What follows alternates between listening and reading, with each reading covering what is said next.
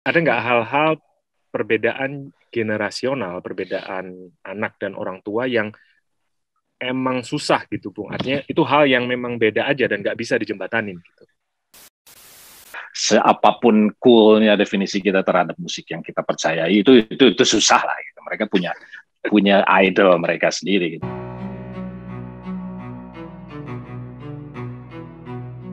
Selamat malam, kita bertemu lagi di episode yang kesekian untuk podcast YXZ. Jadi ini adalah sebuah podcast yang idenya itu ingin berbagi cerita soal bagaimana generasi itu berkomunikasi dan juga sekaligus mendekonstruksi ide-ide soal generasi itu sendiri gitu kan, karena kita sering mendengar ada klise soal generasi X, generasi Y atau generasi milenial yang ada di tengah-tengah itu. Tapi lebih dari generasi sebenarnya yang ingin kita jelaskan lebih lanjut itu adalah soal bukan berarti bahwa age group atau pengelompokan berdasarkan usia itu memang sebuah keniscayaan gitu kan, bahwa itu yang kemudian bisa menjelaskan karakter seseorang. Tapi kita percaya bahwa seseorang yang hidup di suatu masa tertentu itu dilahirkan dan menjadi besar karena pengaruh lingkungannya gitu kan.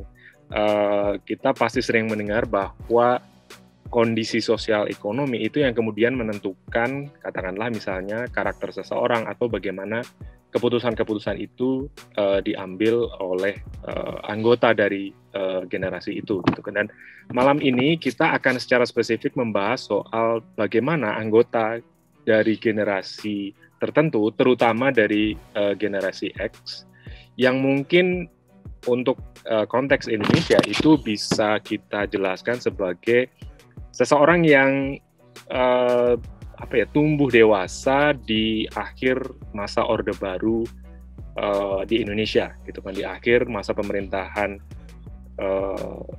Orde Baru Soeharto, dan mungkin dibesarkan dengan pedagogis atau kaidah-kaidah pedagogi tertentu yang ada di periode Orde Baru waktu itu, gitu kan.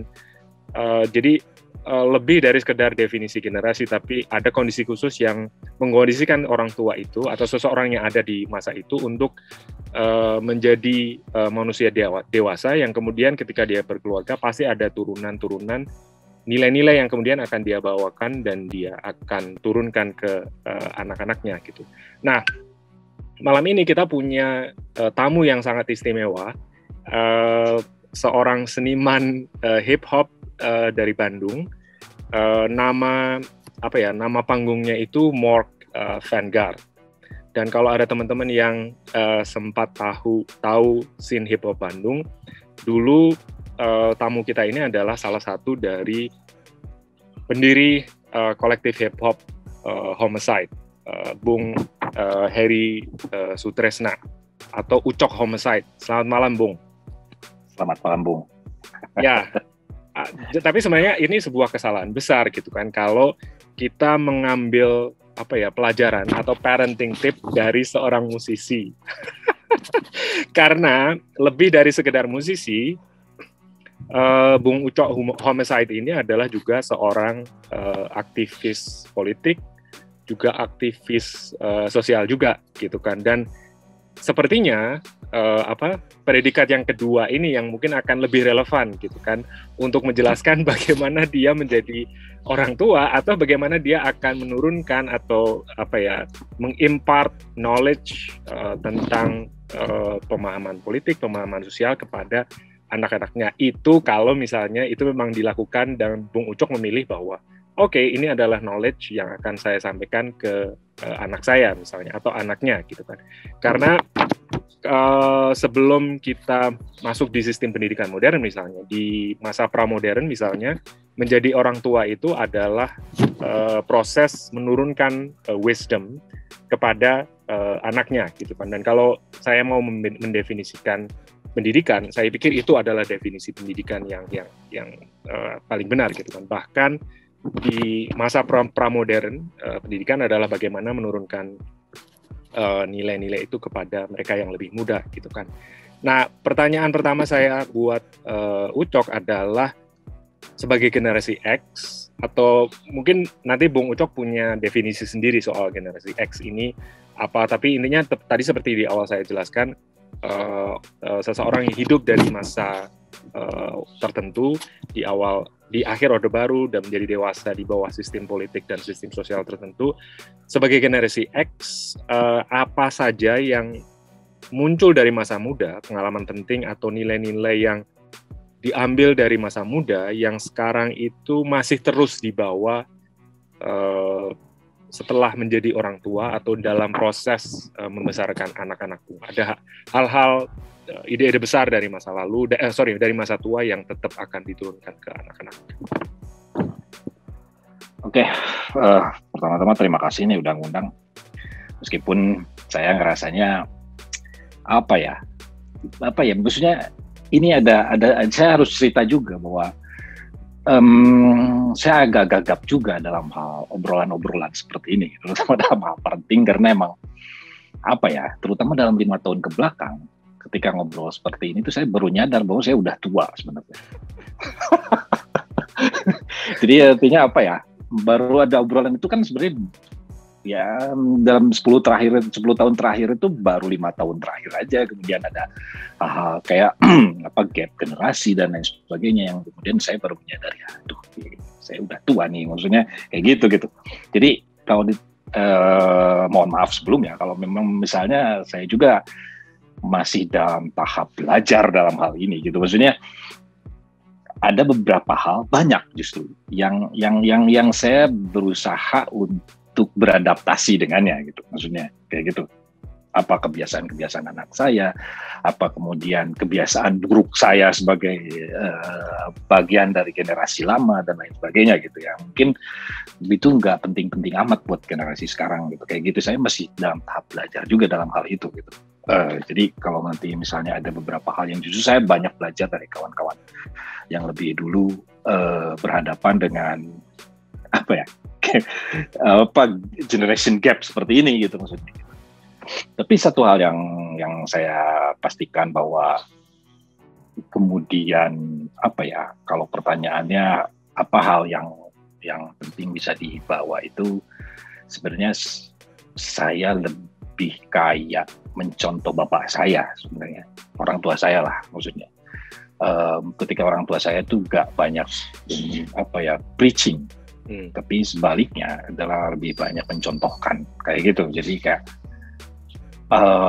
Jadi buat saya itu sedikit banyaknya itu dipakai sampai hari ini gitu kayak gitu. Jadi kayaknya saya nggak harus preaching soal ini soal itu. Mungkin dalam beberapa hal ya ada gitu, soal beresin kamar gitu itu memang itu saya itu saya cerewet soal itu. Tapi dalam hal-hal yang lebih luas lagi kayaknya saya nggak lebih banyak kayak mencontohkan aja sih, maksudnya mungkin dalam hal tadi kayak yang Bung Taufik tanyakan, kayak misalnya hal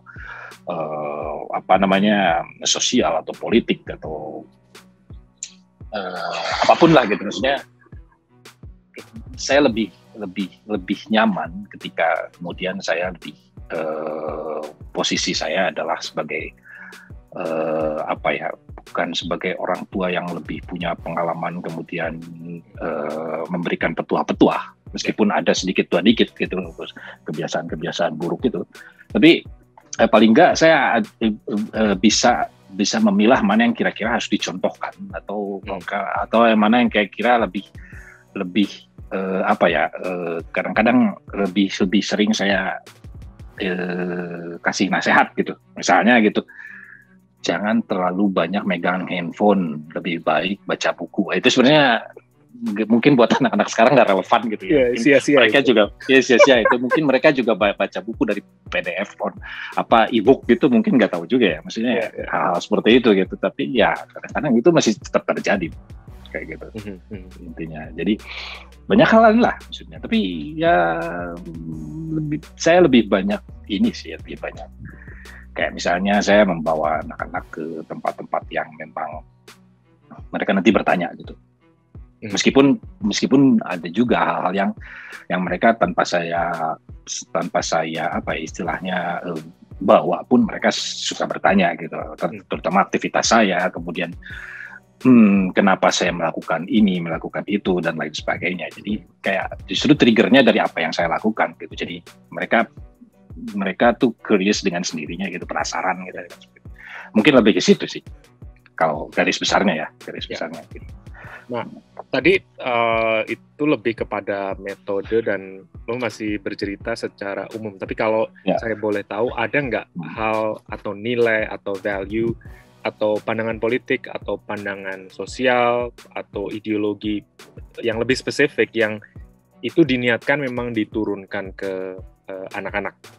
Ya, ada dalam beberapa hal yang apa ya, tapi kayaknya ini tuh bukan ideologi amat, itu halnya universal ya. Meskipun pada tatarannya kemudian dalam hal praktek mereka mempertanyakan hal yang praktek itu lewat mempertanyakan aktivitas saya, kenapa ini, kenapa begitu. Tapi kalau yang saya berikan itu lebih kayak universal ya, kayak pernah saya menceritakan tentang rumah bintang, kolektif rumah bintang yang di depan rumah bintangnya itu ada tulisan kayak kurang lebih kayak sebagus-bagusnya manusia itu yang bermanfaat buat orang lain, kayak gitu misalnya. Itu kan universal sebenarnya, nggak ideologi sama, tapi kemudian mereka mencerna itu gitu, kayak gitu mereka kayak maksudnya seperti apa dan lain sebagainya gitu. Meskipun pada tataran yang lebih praktek itu biasanya kalau yang memang lebih ideologis gitu, kayak kenapa model usahanya swakelola atau apalah sebagai segala macam, kenapa saya protes gitu, itu kayak lebih ke menjelaskan apa yang saya lakukan, kayak gitu. Bukan yang kemudian saya sengaja nih saya melakukan, enggak kayak gitu. Jadi itu datang dari mereka sendiri pertanyaan, mungkin kayak gitu. Oke, jadi lebih kepada menunjukkan langsung apa yang dilakukan atau apa yang terjadi di lapangan dan mereka memutuskan sendiri. Atau mereka menemukan koleksi buku saya, ini cerita tentang apa sih, kayak gitu.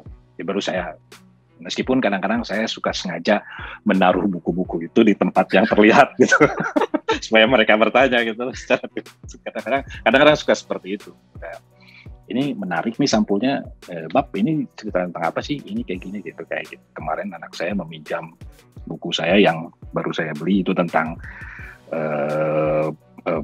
buku kawan-kawan Pusta Tercatut yang bercerita tentang kehidupan Dayak yang tanpa negara di Kalimantan. Itu dia langsung pinjam gitu. Saya belum habis baca, dia langsung pinjam buat saya. Ya udah nggak apa-apa, pinjam, silakan baca duluan, kayak gitu. Karena itu mereka tertarik itu gitu. Kayak gitu sih. Oke, kayak gitu. Itu sengaja saya geletakin sebenarnya. Jadi memang ada upaya sadar untuk kayak semacam memasang pancing gitu kan, dan ada. Ya, dan kalau saya boleh pakai persentase misalnya, itu berapa persen berhasil gitu kan, atau memasang pancing tapi mungkin cuman seminggu sekali diambil gitu. Ada rate of success nggak? Nggak tahu ya.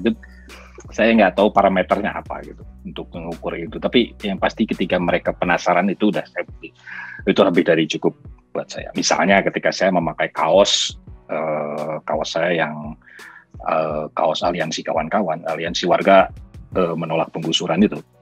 Kan saya punya kaosnya tuh, saya pakai, kemudian anak-anak bertanya, itu udah buat saya udah lebih dari cukup ya maksudnya. Mereka mempertanyakan itu apa maksudnya, apa segala macam itu. Meskipun mereka tahu juga bahwa pada saat-saat penggusuran itu saya ada di lapangan, mereka tahu juga sebenarnya gitu, tahu. Tapi mereka kadang-kadang nanya itu gitu, kayak ketika saya baru pakai kaosnya gitu, kayak gitu. Oke. Tapi saya nggak tahu kalau nanya persentase. Seberapa berhasil saya nggak tahu juga gitu. Ya.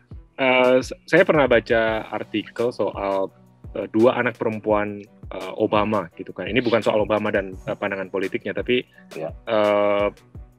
Obama itu presiden Amerika Serikat dan mungkin presiden yang salah satu yang paling cool lah dalam tanda kutip gitu kan, dan mungkin salah satu politisi yang paling terkenal gitu kan. Tapi buat anaknya, dua anak perempuannya itu, Obama adalah orang yang paling tidak cool di rumah gitu kan. Artinya orang yang pokoknya nggak cool banget di rumah gitu kan. Dan itu menunjukkan bahwa apa ya, kadang-kadang ada, bukan resistensi, tapi ketika kita hidup dengan mereka itu ada hal yang membuat kita misalnya dengan mudah dinilai oleh mereka untuk tidak cool lah menurut istilah mereka gitu kan.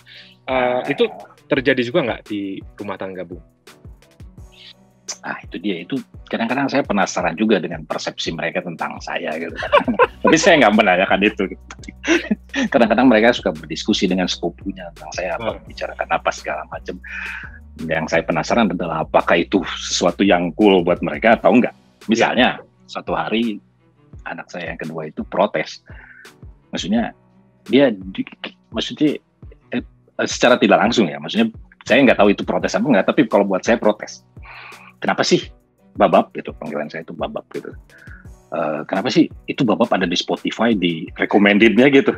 Maksudnya nggak cukup, maksudnya gini, kalau pembacaan saya nggak cukup apa saya lihat di rumah, kenapa harus ada di list Spotify dia gitu. Kan itu maksudnya pertanyaan besar juga buat saya, apakah itu sesuatu yang cool atau emang buat dia kenapa sih mengganggu, annoying gitu. Maksudnya kan ada dua kan di situ. Kenapa sih ada di sini gitu. Dia ngirim WhatsApp dengan ngefoto screen-nya itu gitu, kayak gitu, screen capture. Ya pertanyaan kan di situ dari ada dua, bahwa apakah itu memang sesuatu yang cool atau buat mereka tuh annoying gitu. Di rumah dia ngelihat tiap hari, terus kemudian kita keluar kemudian ada lagi muka saya di screen. Karena nggak mungkin lah. Ya, karena saya bertanya itu karena mungkin saya image bahwa ketika dekat dengan orang tua dan menemukan bahwa orang tuanya itu dorky atau tidak cool, itu mungkin juga punya implikasi bahwa mungkin mereka juga mempertanyakan pilihan-pilihan politik misalnya, atau pilihan-pilihan ideologis atau pilihan-pilihan hidup lah. Dan itu kemudian menimbulkan implikasi ada ide-ide yang secara ide-ide yang mereka nggak bisa terima juga gitu kan. Ada nggak kekhawatiran seperti itu atau kasus di mana itu terjadi gitu? Saya menunggu momen itu sih sebenarnya. Saya menunggu momen debat itu. Jadi tapi kayaknya masih menunggu aja, karena anak saya yang paling tua itu baru umur 20, yang kedua baru 17 tahun, yang ketiga baru 15 tahun. Jadi kayaknya belum masuk ke umurnya debat gitu ya. Mereka masih mencoba mencerna gitu, apa kemudian belum menemukan hal-hal yang kontradiktif atau apa kayak gitu, masih menerka-nerka atau masih itu memproses mungkin gitu ya. Tapi saya menunggu momen itu sebetulnya gitu, menunggu momen bahwa kemudian mereka mempertanyakan, memperdebatkan dan lain sebagainya. Dan pada saat itu saya harus siap dengan jawaban-jawaban saya gitu, mungkin kayak gitu. Oke, nah kalau kita bicara generasi sebagai periode waktu atau situasi sosial, situasi ekonomi, situasi politik yang menentukan arah atau pemikiran anak-anak. Kalau itu kita pahami sebagai generasi, ada nggak perbedaan yang tadi sedikit disinggung juga soal anak-anak sekarang selalu pegang HP gitu. Tapi ada nggak hal-hal perbedaan generasional, perbedaan anak dan orang tua yang emang susah gitu, Bung? Artinya itu hal yang memang beda aja dan nggak bisa dijembatanin gitu. Atau ada tembok yang nggak bisa di break gitu, atau ditembus? Kayaknya ada, tapi saya masih menerka-nerka juga apakah memang itu apa yang seperti Bung maksud atau bukan gitu. Kayak model ini aja sih, kayak hal yang sederhana gitu, kayak selera musik gitu. Itu kan kadang-kadang sesuatu yang susah ditembus gitu. Mereka punya selera sendiri lah, maupun seapapun coolnya definisi kita terhadap musik yang kita percayai, itu susah lah gitu. Mereka punya idol mereka sendiri gitu. Anak saya dengerin Blackpink atau dengerin K-pop gitu, itu ya udah saya biarkan saja. Tapi bukan saya kemudian tidak pernah berusaha untuk kemudian memperkenalkan musik yang lain buat saya yang lebih layak didengarkan gitu. Tapi ya memang itu pilihan mereka gitu. Itu kita harus nerima gitu, kayak ya nggak mungkin lah mereka saya dengerin apa gitu yang saya dengerin gitu, kayak meskipun ketika saya jelaskan ya itu berusaha serasional mungkin gitu seperti apa gitu. Ya Ya, tapi gimana ya, selera musik kan memang bukan sesuatu yang rasional juga. Iya kayak gitu lah, intinya seperti itu.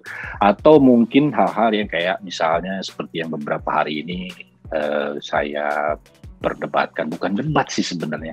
Jadi kayak anak saya lagi di ospek gitu, terus kemudian dia mengeluh ini itu gitu, maksudnya kenapa ngeluh? Maksudnya gini, persepsi saya itu maksudnya gini, saya bercerita tentang pengalaman saya dulu di ospek, bukan untuk meromantisir itu, tapi ya jangan ngeluh lah. Kalau misalnya kalian gak suka ya tinggalin gitu, maksudnya gitu, maksud saya gitu.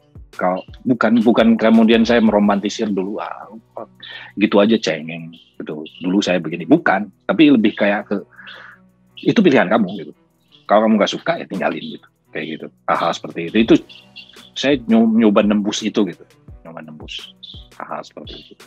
Tapi nggak tahu ya, mungkin apakah itu yang dimaksud Bung atau kayak gimana? Karena kan misalnya ada perbedaan yang sudah sangat jauh gitu kan. Misalnya, gitu kan kalau kita sebagai aktivis sosial gitu kan, yang secara politik misalnya kadang-kadang progresif gitu kan. Tapi di suatu saat kita menemukan contoh di mana anak kita misalnya membaca literatur yang katakanlah jauh ke kanan gitu kan, atau kanan dalam arti mungkin bisa religi, bisa nasionalisme, dan itu menjadi sesuatu yang cukup mengkhawatirkan gitu kan, dengan latar belakang kita yang mungkin sedikit lebih kenal dengan bacaan-bacaan yang progresif gitu kan. Nah, itu kan dalam taraf tertentu kita kan akhirnya cukup bisa punya alasan untuk khawatir gitu kan, bahwa ada jalan yang mungkin nggak terlalu cocok buat dia gitu kan. Nah, saya lebih ke sana sih arahnya. Oke, kalau soal itu saya biarkan berproses sih sebenarnya. Ada beberapa hal yang saya lihat dari anak-anak saya yang sedikit ada arah ke sana, atau mungkin sedikit terlibat dalam wacana seperti itu dan lain sebagainya. Tapi saya mencoba untuk biarkan mengalir, karena pengalaman saya juga ketika dalam umur segitu dia mencari tahu banyak hal gitu. Jadi udah biarin aja gitu. Maksudnya buat saya ketika sejujurnya dulu juga saya nggak terlibat dalam literatur kiri, kemudian baru setelah kuliah gitu, itu sih perjalanannya gitu. Orang bisa berproses kemudian yang bahkan ketika sampai umur 30 pun dia bisa pindah perspektif gitu segala macam. Itu sih saya biarkan ngalir gitu aja dengan prosesnya masing-masing. Kalau maksudnya itu yang dimaksud. Saya nggak mencoba intervensi ya begitu dalam gitu, kayak nanti meskipun suatu hari anak saya baca Mein Kampf sekalipun gitu, saya biarin aja dia baca gitu, kayak gitu maksudnya. Ya, itu untuk semakin memperluas cakrawala pemikiran dia justru. Ya. Nah, tapi kalau mungkin tadi kita bicara soal prosesnya ya, tapi mungkin tidak semua dari proses itu kita mungkin tidak bisa mengharapkan hasilnya terlalu baik gitu kan, atau tidak selalu hasilnya kemudian menjadi positif, karena kita ini proses yang masih jalan gitu kan. Tapi kalau misalnya ada masalah terbesar dan itu spesifik mengenai waktu kita sekarang, atau spesifik soal generasi mereka, anak kita itu generasi Z ya, ada nggak hal spesifik yang itu menjadi masalah besar sehingga itu menjadi tantangan terbesar kita sebagai orang tua untuk katakanlah membuat mereka tidak seperti apa yang kita inginkan selalu gitu kan, tapi bagaimana jalannya itu lebih baik buat mereka, Bu? Ada masalah konkret atau objektif dari masa kita sekarang nggak? Yang itu cukup bisa bikin khawatir gitu. Kekhawatiran sebagai orang tua banyak sih. Ya biasanya namanya juga orang tua khawatir banyak. Tapi saya berusaha untuk tidak terlalu dikonsumsi oleh kekhawatiran itu, karena whatever it is, the world is chaos gitu maksudnya ya. Tapi kalau ditanya memang apa kekhawatiran terbesar, mungkin apa ya? Kebiasaan sih, Bung. Maksudnya kayak terus terang saya agak khawatir dengan kebiasaan, kemudian terutama pandemi belakangan gitu, misalnya yang lebih engage dengan gadget gitu misalnya, itu kayak bahkan belajar pun kalau tadinya mereka punya waktu di luar itu luar monitor itu banyak juga dengan sekolah dan lain sebagainya. Sekarang enggak gitu, sekolah tuh di depan monitor kayak gitu. Dan kita nggak pernah tahu untuk mengontrol bagaimana kemudian berapa persen kemudian mereka mempergunakan itu untuk hal-hal yang kita pengenin dan yang nggak pengen kita pengenin gitu, kayak gitu. Maksudnya kan itu susah gitu, itu sulit kalau buat saya. Dan saya terus terang kalau itu khawatir gitu ya. Kebiasaan itu gitu, kebiasaan apa namanya, kalau dulu kan apa ya, saya tumbuh besar dengan situasi yang kayak orang main-main gitu di luar gitu, maksudnya apapun gitu, bergaul dengan apa segala macem, apa kan sampai levelnya itu yang kayak ke anak saya tuh, kamu nggak punya teman gitu, nggak main gitu keluar gitu, kayak gitu sampai segitu. Saya ya ini lagi main game online gitu bareng teman-temannya gitu, maksudnya gitu, maksudnya sini maksud saya tuh kayak main, kayak dia kemana kayak main sama temennya ngapain gitu ya, yang jauh lah main. Jadi saya kayak kebalikan orang tua saya gitu, yang main jangan jauh-jauh ya, jam segini pulang gitu ya gitu. Jadi kayak jadi kebalikan itu gitu, saya nyuruh anak saya main yang jauh gitu, maksudnya kayak gitu. Itu kan itu weird juga gitu. Saya itu salah satu paradoksnya gitu, kayak gitu ya. Oke, jadi masalah terbesarnya adiksi teknologi itu ya, tapi lebih kepada kalau buat saya ya, tapi ini kekhawatirannya lebih kepada efek behavioral atau ya saya mencoba membuatnya jadi agak sistemik gitu, bahwa ini ada katakanlah misalnya surveillance capitalism, atau membuat anak menjadi lebih konsumtif, atau membuat mereka misalnya terjerumus ke lubang hitam konspirasi teori misalnya gitu kan, karena terlalu lama di internet gitu. Kekhawatirannya lebih yang mana, Bu? Lebih ke ini aja, lebih ke pengalaman sosial dia. Pengalaman sosial beririsan dengan orang lain, pengalaman sosial kemudian konstruksi realitas sosial di luar gadget dan lain sebagainya. Mungkin itu kalau buat saya. Lebih ke situ sih sebenarnya. Kalau permasalahan kemudian ada efek ini itu dari wacana di luar, kayaknya tanpa harus gadget juga kan orang bisa gitu. Tapi ini lebih kayak bagaimana dia berurusan dengan realitas sosial di luar sana yang memang kadang-kadang berbeda ya, maksudnya kadang-kadang berbeda banget gitu dengan apa yang ada di monitor gitu, kayak gitu. Ya. Karena waktu zaman kita pun kan percaya soal konspirasi UFO atau konspirasi Freemason itu kan nggak ada internet juga banyak yang itu yang bacaan itu juga kan. Ya betul. Kemudian fobia kita terhadap orang lain dan lain sebagainya, itu juga kan kita dapat juga gitu. Kemudian kenapa kita dulu zaman saya SMP gitu begitu membenci orang Cina gitu, kayak gitu-gitu, itu kan itu ya lahir ada di luar sana gitu. Kita ngerasain itu bukan sesuatu yang itu bakal berhadapan dengan itu, tapi lebih ke itu tadi kalau buat saya sebenarnya realitas. Bagaimana dia ngelihat realitas sosial yang berbeda dengan realitas virtual gitu. Mungkin itu. Oke, nah ini pertanyaan yang mungkin agak spesifik, udah mulai soal aktivisme sosial atau musisi gitu kan. Itu kan dua kutub yang ada di kehidupan pribadi lo, Bung. Tapi kalau misalnya ada keinginan, ada nggak niat untuk melihat mereka yaitu tadi memilih menjadi aktivis atau menjadi musisi gitu kan, atau ya udahlah ya mungkin kecenderungannya sih ya udah biarin aja gitu, tapi kalau misalnya boleh ada keinginan, masih ada harapan itu nggak? Itu sih selalu sih, Bung, maksudnya dalam artian karena saya karena pengalaman pribadi yang beririsan kemudian dengan kesenian itu banyak mempengaruhi saya pengen juga anak saya punya pengalaman seperti itu, maksudnya dalam artian yang beberapa ada anak saya yang memang lebih dekat ke seni, terutama anak pertama saya gitu, yang bukan karena memang jadi senimannya, tapi kemudian menjadi orang yang beririsan dengan kesenian gitu, kan nggak mesti jadi seniman gitu, bukan itu poin jadi senimannya, bukan gitu. Kemudian beririsan dengan urusan sosial politik, nggak mesti jadi aktivis gitu. Itu kan hal yang geli juga itu istilah aktivis gitu, kayak apa segala macam gitu kayak.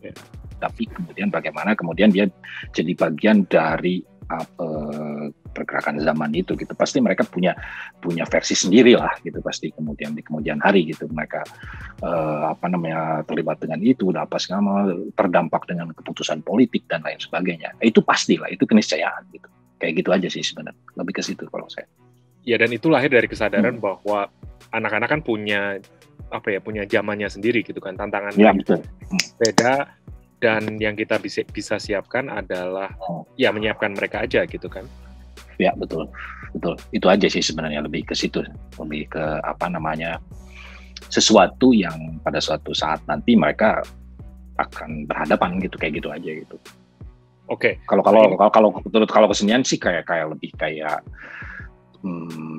pengalaman personal, bahwa kalau saya tuh dulu beririsan dengan kesenian tuh asik gitu. Nah, saya pengen punya, kalau anak-anak saya tuh lebih kayak punya pengalaman itu juga sih sebenarnya, itu aja. Oke. Nah, kalau dulu kesenian itu kan pernah asik gitu kan. Dan kita yang mengalami itu sebagai orang yang lebih tua kan selalu punya kesombongan bahwa kayaknya kesenian sekarang nggak seru deh gitu. Nah, sering nggak berpikir seperti itu atau mengatakan bahwa kesenian sekarang nggak semenarik dulu gitu, dan artinya pilihan buat mereka juga jadi nggak menarik misalnya? Nggak sih, justru kayak kebalik gitu ya. Kayak kadang-kadang saya lebih kayak bertanya sama mereka gitu, yang asik buat mereka tuh apa gitu, kenapa dan itu dan lain sebagainya, dan hal-hal yang seperti yang saya bilang tadi gitu, saya berusaha menekan sifat-sifat buruk saya dalam hal seperti itu gitu. Kalau buat saya itu sifat buruk. Saya kayak ngelihat bahwa versi pengalaman saya itu lebih asik gitu, itu kan. Padahal setiap anak tuh, setiap generasi itu punya pengalaman berbeda-beda. Kayak saya dengan bapak saya gitu kan punya versi yang berbeda, itu mendefinisikan keasikan kita dulu gitu. Misalnya bapak saya itu dulu gimana dan saya gimana gitu. Itu kan saya berusaha gitu juga kalau sekarang gitu, kayak gitu. Dulu bapak saya itu sering ngolok-ngolok saya, itu bagus, musik itu bagusnya apa sih gitu. Ketika saya nyetelan di MC ala Kuj itu, bapak saya apa sih musik apa gitu, kayak gitu maksudnya. Tapi bukannya kemudian nggak dia ngelarang gitu, kadang-kadang dia bertanya gitu, itu asiknya apa gitu. Dia berusaha paham. Ya. Saya juga begitu, saya kayak mencontoh bapak saya berusaha paham gitu, anak-anak saya itu apa, itu bagusnya gimana, itu kayak gimana, coba jelasin sih gitu, kayak gitu, lebih ke situ sih sebenarnya. Oke, nah kalau contoh berusaha paham itu 2 minggu lalu saya belajar dari anak saya, coba dengerin Black Midi. Jadi ada band Inggris namanya Black Midi, dan dia beli vinilnya, judulnya Schlagenheim. Nah itu kayak contoh seperti yang Bung bilang tadi, ini coba kita belajar dari anak-anak. Nah kalau ada contoh konkret nggak? Mesti mencoba menyelami apa yang didengerin anak-anak, terus kemudian ikut menikmatinya. Contoh konkret deh, dengerin Blackpink misalnya. Ini anak saya pernah denger satu rapper yang terus terang kalau buat saya benci banget gitu, kayak sampai lupa namanya apa ya. Lupa saya. Adalah satu nama rapper gitu, saya lupa kemudian yang emang asiknya apa sih gitu. Oh begini, asik aja, coba jelasin, jangan asik aja gitu. Maksudnya kan kadang-kadang jawabannya tuh yang simpel banget, karena asik aja gitu kan. Coba jelasin kayak gimana, ya ini melodinya begini, ini begini gitu. Oh gitu, coba dengerin ini. Maksudnya saya mencoba sesuatu yang masih relevan juga buat mereka, tapi nggak jauh-jauh amat gitu. Tapi saya masih suka gitu, kayak cari yang wilayah abu-abunya gitu. Oke. Saya coba dengerin Eminem gitu. Karena dalam beberapa hal saya masih dengerin Eminem, karena skillnya luar biasa dan secara artistik buat saya luar biasa, meskipun pilihan-pilihan musiknya minta ampun gitu, tapi saya masih bisa dengerin Eminem dalam konteks artistik lirikalnya gitu. Maksudnya Eminem itu kayak gini, ini coba dengerin, ini ada polanya seperti ini, pola nge-rapnya kayak gini gitu. Saya jelasin artistik rap lyrical yang definisi saya gitu, bahwa ada multi-syllable gitu, kayak gitu. Ternyata saya masuk ke situ gitu. Dia masih bisa nerima, karena Eminem itu kan kekinian banget ya. Ya masih lah. Ya. Bagusnya Eminem itu adalah bukan dari sisi saya, dalam sisi parenting ini bagusnya ya. Bukan dalam hal apresiasi albumnya, bukan. Tapi dalam hal parenting itu dia tuh ada di dua kaki gitu kayak. Dia musiknya anak-anak sekarang banget gitu. Karena dia selalu beradaptasi dengan zaman gitu, dengan tren sekarang dan lain sebagainya. Dia bukan purist dalam hal musik. Berbeda ketika kemudian anak saya kasih Onyx gitu atau Naughty by Nature itu pasti menolak 100% gitu.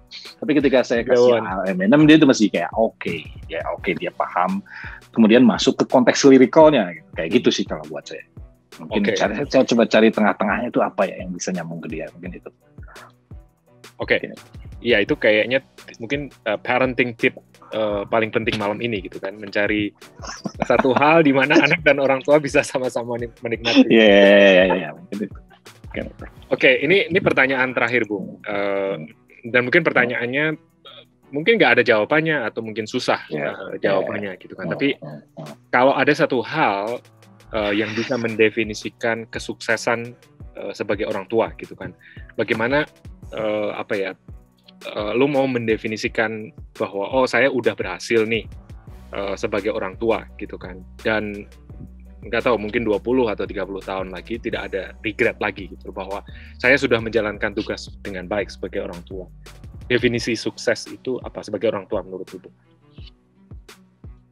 Apa ya? Mungkin kalau berkaca buat pengalaman saya mungkin lebih ke dia berhasil menemukan jati dirinya sendiri dan kemudian tempatnya di dunia ini. Kayak gitu sih, lebih ke situ. Kalau buat saya, mungkin itu pun mungkin gitu. Karena saya memang nggak seperti yang Bung. Karena mungkin jawaban saya juga itu jawaban yang saya masih pikir-pikir itu apa benar apa enggak gitu. Tapi untuk sementara ini ya itu. Jadi kayak dia bisa nemuin jati dirinya gitu, kemudian jadi dirinya sendiri, dan kemudian dia nemuin tempatnya di dunia ini.